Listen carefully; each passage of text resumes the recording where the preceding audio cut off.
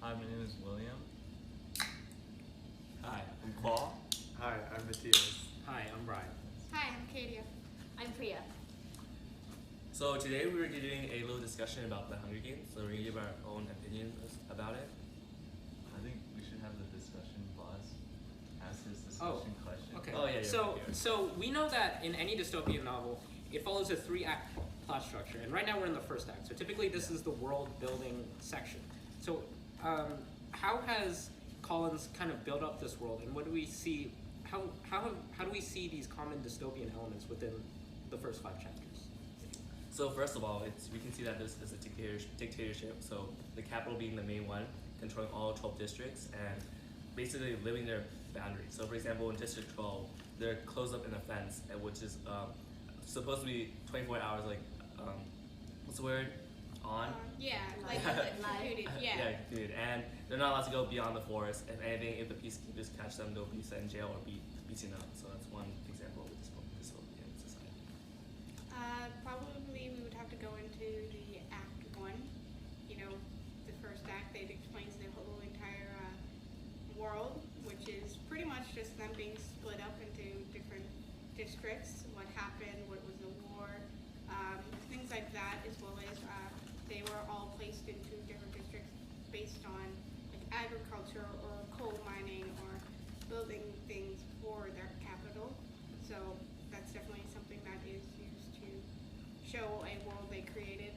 That is definitely something you could consider dystopian. We can also consider the title of the book, The Hunger Games. That's the main way the government asserts their power and make sure the citizens know their place.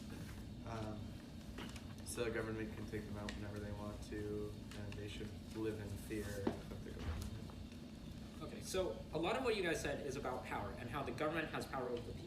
And this is really highlighted in the idea of the Marxist interpretation. And so it's all about who has power and who doesn't. So one of the core tenets of the Marxist, ideology is how classes, especially the bourgeoisie and the proletariat, have struggles against each other. So it's pretty evident that the capital is the bourgeoisie and the districts are the proletariat, where the capital has power over the districts. But how do we see like a sort of class struggle within the first couple chapters? Do we see any like resistance toward the capital? Do we see any like antagonism, I guess? So we see that in the forest is the only source of food, and we see that Katniss everything. Like when she finds like a weak spot, she goes under the fence and goes hunting for a source of like supporting her family. That's like one way against the rebellion. She also sells stuff at the black market. Yeah, as well as they, her and Gail together, they both say it's quicker to be shot and die that way than it is to starve to death. So there is always a little bit of rebellion, including there's a point in when people were betting who would win or who would become the contestants for the Hunger Games among the crowd, even though that's completely legal in that world. And I remember one of the quotes is like living like if you were like seen old at District 12, it was actually like an accomplishment because a lot of people died at a young age due to like diseases and like hunger or starvation. There's also still the class divide within the districts. So we know that people like Madge, who are the mayor's daughter, are wealthier, and also Peta because his parents own a bakery. And those living by the seam are a lot poorer and struggle more. You can also see sort of the resistance when Katniss makes fun of Effie Trinket. It's in a way she's making fun of the capital and really showing how she believes that a lot of what they do is ridiculous. I think one of the quotes was, "It's hard not to make fun of their accents." Yeah. Oh, also, the capital kind of like makes the district seem like entertainment with the Hunger Games. So also the division is also kind of like they don't understand each other. They don't like they kind of hate each other automatically because they don't understand. They can't comprehend what the other person is like living in, and they can't like understand like the struggles, where the heck's going on. You know, the capital like they don't understand like what it's like to be in the district in which they're like kind of like you get comprehend or Yeah. get into So, their yeah. shoes, This one quote especially that- when you put into the fact that they use this as entertainment they fought this huge war, and now they hold kids Also, against them. It's insane. Panem in Latin means bread and circuses, which is a Shakespearean term, and it basically means superficial means of appeasement, which is what the Hunger Games is for the capital. Right. Because I remember Peter is a bread boy. Small Do connection. you think that's significant? It might go through this, but it's probably not. Okay. Can you elaborate? So as we read in the chapter, right? As we read further in the chapter, like Katniss Everdeen and Peter are selected, and Katniss is really surprised that like Peter, of all people, is selected to be like the boy, right? And which is like kind of like significant because like Peter kind of saved Katniss's like life when she was like starving, trying to look for food and trying to support her family. Peter was there to like give her bread. Especially when he took a beating for her. Yeah, took a beating for her. Which part? So when he, remember his mother hit him Oh yeah. after Oh, he okay. probably potentially purposely burned You the don't know, bread yeah. so that he could give it to her. I wouldn't say beating, more like But she Okay. gave him a good whack. okay. Mm-hmm. And I like that Collins added that.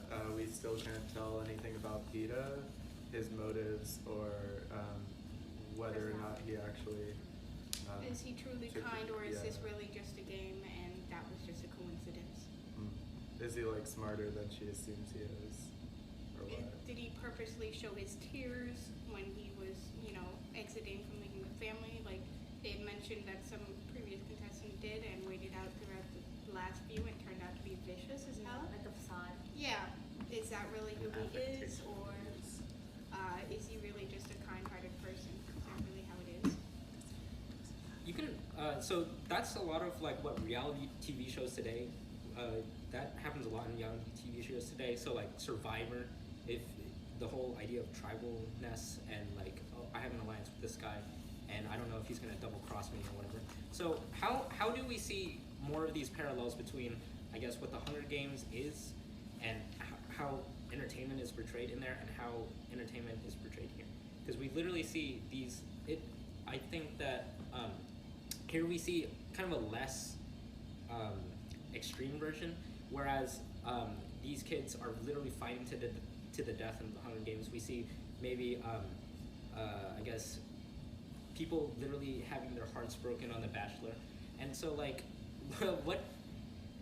it's if you look at it that way, you can see that Collins is almost making kind of satire by exaggerating this reality TV-ness. And what does that kind of like say? So with this exaggeration, yeah, what does it say? Well, I would have to say that, yes, I would have to agree. He used kind of the theme of having a TV show to have the Hunger Games present, or kind of having like the Olympics, except for this time everybody's fighting against each other. I guess he's posting it in a world where there is somebody with complete power, and it's putting into perspective that they want as much power as they can. They also want to force these people to do the things that they want them to do, and one way to do it is just kind of having something called the Hunger Games, which is kind of like the Olympics. The people who win, they win. Their family gets a ton of stuff. They get, food, a lot of different prizes, like an Olympian would get. However, the stakes too, because if you don't win, Yeah. Except for the stakes are way higher than the Olympics, but it's something that can be similar to just compare. All right, I have another question. Actually, going back to the reality TV show thing, I think Collins might be making a statement on the way people watch reality TV these days. Because a common dystopian trait is people are distracted by mass media and pop culture, and so this might be like. They become insensitized to a lot of the stuff Yeah, that's they're going on. yeah. Except for this time, it's They're- put to the extreme of the Capitol being completely insensitive of how. Yeah, they're like Children completely are dying. disconnected from like what's actually happening because it's on TV. Yeah. So how do you see that in your daily life? So like, how do you see this disconnect? We could mention a famous YouTube star for that, but that would get into more drama. But I definitely do think that a lot of days there's just a lot of insensitive material on the internet because people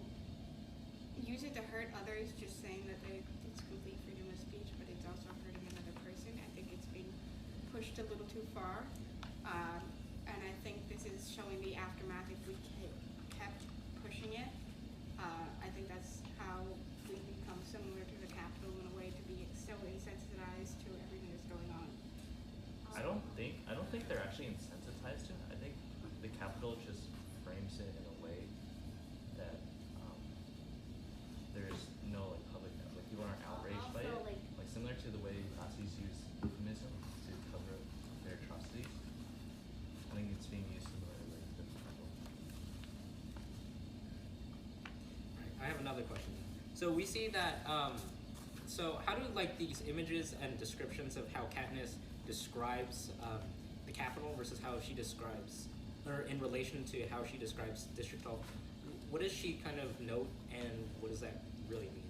Oh, that's, I believe that the Capitol is clearly way more exaggerated. It's full of color, and sometimes color to a very high extent where it's just a little too much. Like Effie Trinket. Yeah, Fantastic. it's you can compare it in both the food they eat and the place they stay and what they have. So they have expensive cars, glorious, tall, shining buildings that are like give off a rainbow glow in the sunlight, and they have food at the press of a button, like they said, just given. While in District 12, it's a mining town where it's everybody's covered in dust. They have hunched shoulders. They're, everything settles in that coal, and they don't get food at the press of a button. Katniss has to go out and hunt. She has to do all of that thing. So they don't have a lot of stuff. They just have to do with what they can, unlike the Capitol. So one thing I would like to point out is that the Capitol has, one thing to press the button, they also have too much food, and they're not willing to share. Because I remember at one part they had so much food that they had this one drink, which when you drink it, you become hungry again because they have so much a surplus of food that they would have to, they have to keep eating. Is this bigger. referencing to the movie? Yes. Yeah. Yeah. So and also they wouldn't share with the other districts. So that's one thing. Like even Yeah. though they have a surplus, they wouldn't They're even share. selfish and insensitive. Yes. Well, that's part of maintaining power. If they have enough food for themselves, they could have too much food, but they need to keep it for themselves and not show any mercy. Otherwise, they'll think they have a chance against the government. Why can't they just keep it refrigerated? Because it's about the power of the food. I know. All right. Should we move on to another? Yeah, I think we should be. Yeah, let's do that. Let's say. Wait, do you have any more questions? Let's see. Talking about the writing itself, so we see in most of the novels we've read this year, or most of anything we've read this year, has been in this present tense or past tense. So in Beloved, we see it's almost like Setha is recalling something, but in this book we see that everything's in first person present tense. So how does that change how the book works? I guess you're gonna sit into Katniss's shoes and really see the life and everything she sees personally from her experience, and not jumping back between memories and things. It's always from the view of her eyes, but it's never ever just like an outsider watching. I think it's because dystopian novels, they generally work better if you have someone within, like the perspective of someone within the Society. system. It's always in. So Yeah, she college plays becomes both the better. role of, I guess, being the narrator in a way, as well as being the character that's disenfranchised from society. Also, the two books are different because Beloved is a gothic Yeah, slash definitely. They have a mystery, huge difference between while them. The Hunger Games is a Although they do both have to do with a lot of gore or a lot of death, Yeah, exactly. but they are two different genres. I agree. Yes, yes. Because Beloved is being like slavery by African Americans being Yeah, oppressed, past while stories. Well, yeah. this could happen in the future Yes, instead. yes, yes. This is like the terrible things that could be in the future versus the terrible things that are in the past. I think another part of it is that if you were to use first person for Gothic, then that would apply. You could use intellectual uncertainty, but for most other parts of it, it's describing what's going on, describing the supernatural things that happen, like the ghost in Beloved. Whereas with dystopian, we need to get somebody's opinion about the government and Yeah, about take it the off. dystopia. I also think that like the present tenseness itself is almost like everything's happening right now, and it's almost this feel of I guess action, which is I think reflected in the idea of the Hunger Games itself. I think think especially once you go into the arena and everything's happening in present tense, it's happening right in front of you. I think that's a different feel. All right. I think that matches. Yeah. Okay. I think we should move on to the activities we had to do throughout the week. So yeah, let's do the sell a book to your followers. You have that one? All right, I'm just All gonna right. walk up to the camera. Okay. So my book, my cover, I guess, would be very simplistic, and it really it just highlights what we see throughout the first act. So we see a lot of Katniss's narration is revolved around the contrast between District 12, which is over here, and the capital, and I think this is one of the central parts of the novel. The concentration of wealth is really how this the conflict within the book is first created. So we see the tensions between these two, and and then effectively Collins uses this as a kind of a backdrop to how the Hunger Games is supposed to, the actual Hunger Games is constructed in society. All right. So how would you market it? So the caption for me, it just itself is a review. So Collins' book expertly creates a compelling world where classes are at odds and children must fight to the death, and explores themes such as inequality and appearance. And check it out. All right. So I guess next one is character selfie. Did you have that one too? No. I got it. All right. So, as this was Katniss's first time getting ready, it was the first time she got waxed and plucked, and they put makeup on her and everything. I found that interesting because it was her chance to make a name for herself if she chose to document it as her transformation, a makeover moment, and Yeah. it just makes her a little bit more adorable in the capital's eyes because she's a naive little kid that hasn't experienced any of it before. And then for her friends, I put her mom and all the characters who've come to meet, even Effie Trinket. And the reason I put Effie was because she needs to have connections to the capital and the rest of the world. So I thought Effie was a good place for her to start with that. And then All right. So you also did the Insta-famous feed, right? Yep.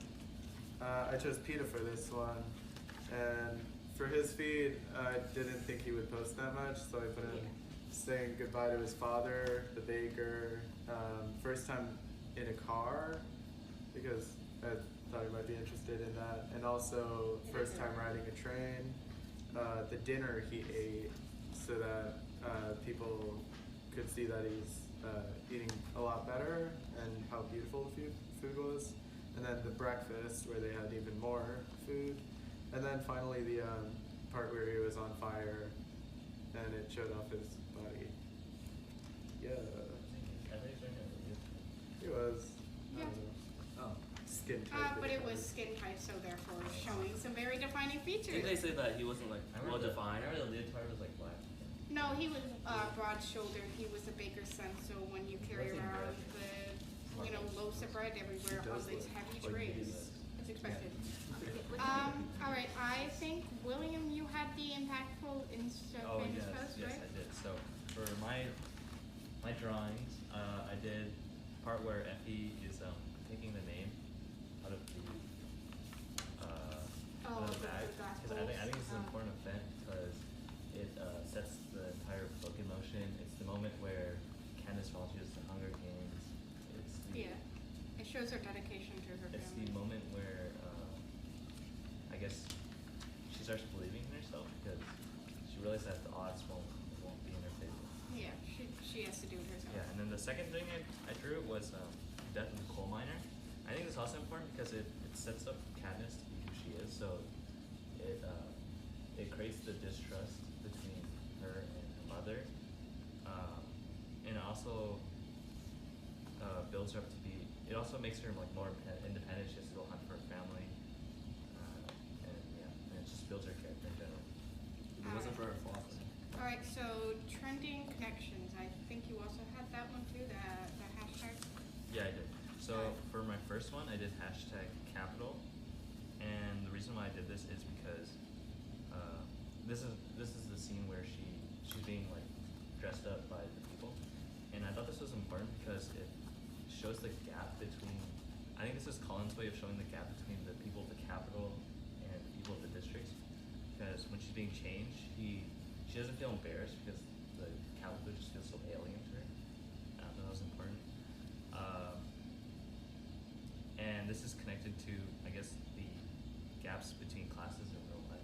Yeah, especially And how nowadays. it's just how growing, it's growing. growing. Yeah. The second thing that it did was hashtag District 12, and it was the scene where they are when Katniss volunteers and nobody claps. I thought this was important.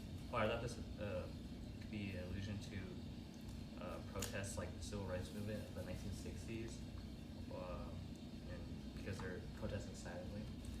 And the last one that I did was hashtag coal explosion, and I thought this was I connected this to the conditions of workers during the 1800s. For example, the oil workers, I guess, and how there weren't many conditions there weren't a lot of like safety Yeah. rules and stuff. It became a And so- monopoly and huge and There was a lot of dangerous. yeah, and I guess you can also connect it to the capital and how they got wealthy off of Yeah. other people. So Insta-Fame story summary. I actually had that one. I guess I wanted to start it off with having the scene where Gale and Katniss go together to, the woods to go hunt. It's a calming place away from the capital, and it was really struck me as something that she said in the book that Gale had said that she would only smile in the woods, and so I thought that was probably it's a location that really needed to be shown and shared, and definitely huge in Katniss's life. The second one I chose was We will continue our. Hi, my name's Min Kwa Vin, and I'm here to present you about my what I did for my lit circles for Animal Farm. So to begin with, let's start with the group chat. Here, group chat. So it says, imagine that the character in your text were texting about the current conflicts. What would you say? Who would you be texting? Texting each other. Create a conversation between two or more characters discussing the main events. Then in the text, foreshadow what you think would happen next. Continue on the back if you need more. So originally I wrote in here, but it's quite messy, so I redid it. So I'll show you. You can't really see it, but this is supposed to signify a text, so I'll read it to you while holding it. So it's a conversation between Katniss Everdeen and Gale over a discussion that Gale kind of brings up. Like, he kind of foreshadows that he wants to marry Katniss and have kids, but Katniss at the same time is confused and is a little like questioning. So it starts with Gale. Hey Katniss, where you at? And Katniss says, sorry, I was helping Prim with homework. Gale says, well, when you finish your homework, come over into the forest. Katniss, okay. Gale, hey, are you still gonna come? Katniss, oh sorry, I forgot to text you. My mom's sick. Gale, oh, I hope she gets better. And then Katniss, it's okay, just go on without me, go hunt. And then Gale says, it's okay, I already caught 3 squirrels, so I don't mind just talking to you for a bit. Katniss, oh, it's okay, Gale, you can go ahead. Gale says, it's fine, Katniss, I like talking to you. Katniss says, oh, okay. And then Gale says, can you imagine if you just the two of us left? ... Katniss, Gale, if we didn't have kids, then maybe. And then Katniss says, what do you mean if we had kids? And then Gale left him unread. So I kind of got this from chapter 4 or 3, I think. Well, Gale kind of like goes in deep with Katniss, like questioning, like, oh, like, please tell more. Like, he kind of tries to push in, like, oh, that him and Gale, like, kind of like a romantic feeling into it, while like Katniss doesn't get the same vibe as it, and plus like Katniss kind of thinks Gale is way too out of her own league, so I think that's kind of funny. So another thing I wrote was the was, I don't know, Google it. So it's basically a question, a description about it, a little summary, source, and why I chose it. So my question was, how long would an inexperienced human survive in a huge forest, assuming no food or tools are in his or her disposal? So what I found about my topic, warm climates are warm climates and accessible water source with not much predators could survive up to several weeks of hunger and a loss of hope. No water would lead to a few days, while a really cold night would probably lead to one day. And my source was Quora.com. So how and why it helps the reader understand the text better. So first of all, it helps the reader understand the circumstance of the surviving in the forest, because in the games, the Hunger Games, it's in a forest. And during the times, like, it kind of brings a lot of stakes, because one thing they have to be worried about their opponents, the other tributes, the other districts that they're going against. So it's survival of the fittest. Also survival of the elements too. So if you know how to manage your way around the forest, know how to survive against the predators, know how to nourish yourself with food and water, and protect yourself from other tributes. So that's like a third aspect of the games. So that's what makes it a good question why I asked. So my name is Vin Qualvin, and thank you for listening to my lecture. Thank you. Bye-bye. So the roles that I got were a Buzz News article and vocab Instagram feed. So for the first role, you had to pick 5 important events in Act 1, and I decided to pick, the first one I picked was this one, and it is the death of Katniss's father.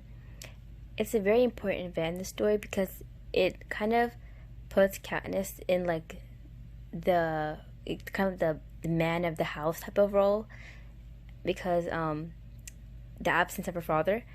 And this kind of shows how rebellious she is, because she hunts beyond the fence, which is illegal, and she also sells food at the black market, all to provide for her family. And this rebellious nature will help her performance in the Hunger Games. So for the second article, I decided to talk about how Prim got chosen for the Hunger Games. And this is a very big event because Prim only put her name once in the lottery. And it kind of makes us see how protective and caring Katniss is, and how much she cares about her family. She volunteers to take over for her sister, which is kind of unheard of in District 12, because people don't really have a chance because everybody is so poor, and because of the poverty, they're malnourished and they don't have as much of a chance to win as the other districts. So when she volunteered, her district was really proud of her, and they put the 3 fingers up and they basically saluted her.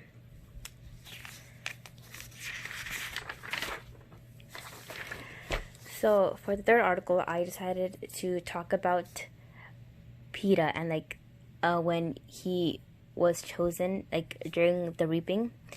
And the reason I decided to talk about this event is because it reintroduces someone from her past, and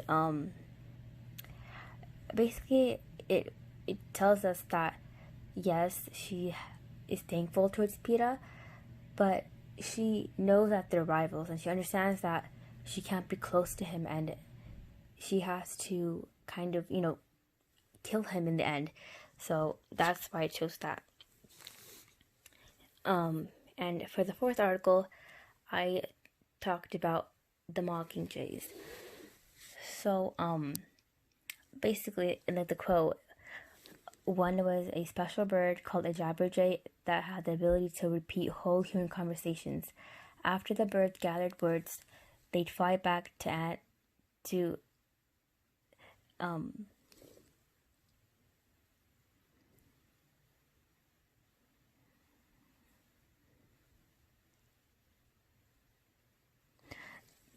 they fly back to be recorded.